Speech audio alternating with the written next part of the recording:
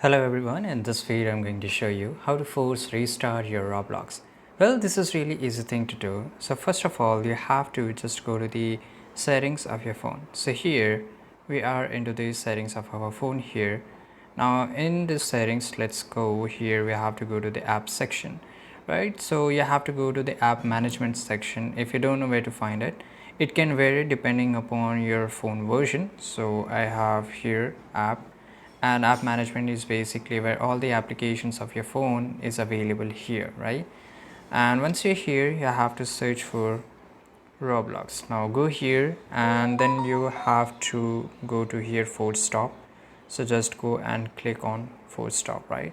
Now here, once you force stop here, now let's try to open the Roblox, and here automatically it will get force restarted, right?